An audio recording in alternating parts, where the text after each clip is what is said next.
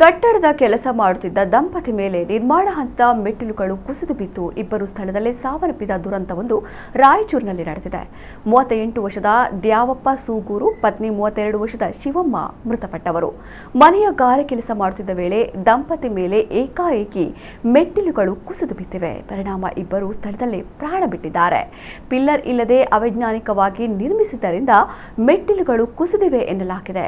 ಹಟ್ಟಿ police ಠಾಣಾ ವ್ಯಾಪ್ತಿಯಲ್ಲಿ ಈ ದುರಂತ ಸಂಭವಿಸಿದೆ.